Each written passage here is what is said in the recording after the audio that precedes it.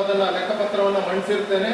ಅದಕ್ಕೆ ಅಧ್ಯಕ್ಷರಾದ ಅದರ ಲೆಕ್ಕಪತ್ರಗಳ ಬಗ್ಗೆ ಚರ್ಚೆಯಾದ ನಂತರ ಶ್ರೀ ರವೀಂದ್ರ ಬೆಳಂಕರ್ ಅವರಿಗೆ 24 ಮತ್ತು 25ನೇ ಸಾಲಿನ ಲೆಕ್ಕಪತ್ರಗಳನ್ನು ಸಭೆಯಲ್ಲಿ ಪಡೆದು ಅದನ್ನ ನೇಮಿಸಿರ್ತೇವೆ.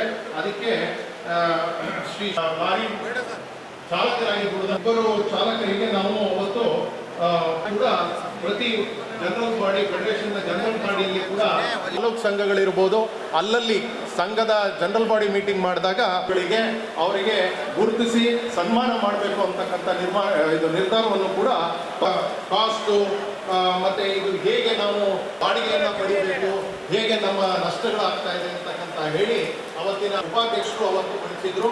ಅದನ್ನು ಕೂಡ ಮಾಡಿದ್ವಿ. ಮತ್ತೆ ಲಾರಿ ಮಾಲೀಕರ ಪರಿಹರಿಸಿಕೊಳ್ಳಲಿಕ್ಕೆ ಹೋರಾಟ ಮಾಡಲಿಕ್ಕೆ ಅವಕಾಶ ಮಾಡಿಕೊಡ್ಬೇಕು ಅನ್ನೋದನ್ನ ಕಾರ್ಯಕ್ರಮಕ್ಕೆ ತೊಂದರೆ ಆಗ್ತಾ ಇದೆ. ದಯಮಾಡಿ ಸಾಕಷ್ಟು ಜನ ನಿಂತಿದ್ದೀನಿ ಮತ್ತೆ ಮಾತಾಡ್ತಾ ಇದ್ದೀನಿ. ನಾವು ಏನು ಹೇಳ್ತಾ ಇದ್ದೀವಿ ಅನ್ನೋದು ಬೇರೆಯವ್ರಿಗೆ ಕೇಳಿಸೋದಿಲ್ಲ. ಒಳಗೊಂಡು ಕೂತ್ಕೋಬೇಕು ಅಂತ ಹೇಳಿ ನಾನು ವಿನಂತಿ ಮಾಡ್ತಾ ಇದ್ದೀನಿ. ಅವರು ಒಂದು ತಡೆ ಹಿಡಿಬೇಕು, ಇದಕ್ಕೆ ಸಂಬಂಧಪಟ್ಟವರಿಗೆ ಲಾರಿ ಮಾಲೀಕರನ್ನು ಪ್ರೊಟೆಸ್ಟ್ ಮಾಡಿ 8% ಜಾಸ್ತಿ ಮಾಡ್ಕೊಂಡಿದ್ದಾರೆ. ನಮ್ಮ ಗೂಡ್ಸ್ ಹೇಳೋರು ಮಾಡ್ಕೊತಾನೆ ಇರ್ತಾರೆ. ನಾವು ಯಾಕೆ ಮಾಡ್ತಾ ಇಲ್ಲ? ಸುಮ್ಮನೆ ಕೂಗಾಡೋದು. ನನಗೆ 1200 ರೂಪಾಯಿ ಬರಬೇಕು, ವಾಟ್ಸಪ್ ಇದೆ. ಆ ವಾಟ್ಸಪ್ ಅಲ್ಲಿ ಒಂದು ಮಾತಾಡ್ತಾರೆ. ನರೇಂದ್ರ ಮೋದಿ ಏನಾದ್ರು ಓದ್ಬಿಟ್ರೆ ಹೇಳಕ್ಕ ಬರೀ ವಾಟ್ಸಪ್. ಗಾಡಿ ನಿಲ್ಸಲ್ಲ, ಕಳ್ಳಂತನ ಗಾಡಿ ಓಡಿಸ್ತಾ ಇರ್ತೀವಿ, ಇಲ್ಲಿ ವಾಟ್ಸಪ್. ಏನ್ ಮಾಡ್ತೀರಾ ವಾಟ್ಸಪ್ ಅಲ್ಲಿ? ವಾಟ್ಸಪ್ ಇರೋದು ಎಮರ್ಜೆನ್ಸಿಗೆ ಬಂದಿ. ಅದಕ್ಕೆ ನಾನು ವಾಟ್ಸಪ್ ಅಲ್ಲಿ ಮಾತಾಡ ಒಂದೊಂದು ಬನ್ನಿ. ನಾನು ಏನ್ ಮಾಡಕ್ ಹೇಳಿದ್ದೀನಿ, ನೀವು ಮಾಡಕ್ ಹೇಳಿದ್ದೀರಾ? 3 ದಿವಸ ನಿಲ್ಸಿ ಇಡೀ ಸ್ಟೇಟ್ ಅಲ್ಲ ಈ ಭಾಗ ಆ ಭಾಗ ಯಾವ ಭಾಗ ಇಲ್ಲ ರೀ. ಲಾರಿಯವ್ರು ಬಂದಾಗ ಒಂದೇ ಸುಮ್ಮನೆ 2 ಬಳಿಗ 3 ಬಳಿಗ ಮಾತಾಡ್ತಾರೆ. ನಾನು ಎಲ್ಲಾ ಬಳಿಗೆ ಬಂದು ಇದ್ದೀನಿ. ನನಗೆ ಲಾರಿಯವರು ಬಲಿಯಲ್ಲ ಅಷ್ಟೇ. ನೀವು ಅಲ್ಲಿ ಕೂತ್ಕೊ. ಯಾವಾಗ ಹೇಳಿದ್ರು ಕೂತ್ಕೊಳ್ಳೋಣ? ಯಾರು ಹೇಳಿದ್ರು? ನಾನು ಹೇಳಿದ್ರು ನಾನು ನ್ಯಾಯಕ್ಕೆ ಹೋರಾಡ್ತೀನಿ ಅಷ್ಟೇ. ನಾನು ದುಡ್ಡು ಮುಟ್ಟಲ್ಲ, ನ್ಯಾಯಕ್ಕೆ ಹೋರಾಡ್ತೀನಿ ಅಷ್ಟೇ. ಓಪನ್ ಸ್ಪೀಚಲ್ಲಿ ಹೇಳ್ತಾರೆ, ನಾನು ದುಡ್ಡು ಮುಟ್ಟಲ್ಲ, ನ್ಯಾಯಕ್ಕೆ ಹೋರಾಡ್ತೀನಿ. ನಿಮಗೆ ಏನಕ್ಕೆ ಇಷ್ಟು ತಿಳುವಳಿಕೆ ಕೊಡಬೇಕು? ಇವಾಗ ರೋಡಲ್ಲಿ ಏನ್ ನಡೀತಾ ಇದೆ, ಒಬ್ಬ ಪೊಲೀಸ್ ಸ್ಟೇಷನ್ಗೆ ಹೋದ್ರೆ ಏನೇನಾಗುತ್ತೆ? ಅಟ್ಲೀಸ್ಟ್ ಜಿಲ್ಲೆಗಳಲ್ಲಿ ಏನು ಖುಷಿಯಾಗಿದೆ ಅಂದ್ರೆ ಧೈರ್ಯವಾಗಿ ಹೋಗಿ FIR ಕೇಳ್ತಾರೆ. ಕೇಳಿ FIR. ಪೊಲೀಸರು ಅಲ್ಲ ಹೋಗ್ತಾರೆ. ಆಕ್ಸಿಡೆಂಟ್ ಅಲ್ಲಿ FIR ಕೇಳಿ. ಯಾಕೆ ಇನ್ಶೂರೆನ್ಸ್ ಕಟ್ಟಿಲ್ವಾ? 2-3 ದಿವಸದಲ್ಲಿ ಏನಾಗ್ತದೆ? 50,000 1 ಲಕ್ಷ ಸಂಪಾದನೆ ಮಾಡ್ಬಿಡ್ತಾರೆ.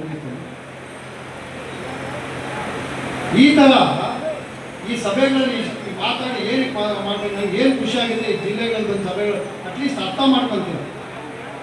ಎಷ್ಟೋ ಜನ ಏನಾದ್ರು FIR ಹಾಕ್ಸೋದು ಕಲ್ತಿದ್ದೀವಿ. ಈಗ ಮೊನ್ನೆ ನಮ್ಮ ಮುನಿಕೃಷ್ಣ ಅದೇ ಹೇಳಿದ್ರು, ಕೃಷ್ಣ FIR ಹಾಕಿರಿ, ಮಾತುಕತೆ ಬೇಡ. ಲಾಸ್ಟ್ಗೆ ಪೊಲೀಸರು ದುಡ್ಡು ಕೊಟ್ಟು ಕಳಿಸ್ಬಿಡ್ತಾರೆ. FIR ಕೇಳಿ ಏನಾಗ್ಬಿಡ್ತಾರೆ? ಎಷ್ಟು ದಿವಸ ಇಸ್ಕೊಂಡ್ಬಿಡ್ತಾರೆ? ಬೇಡ.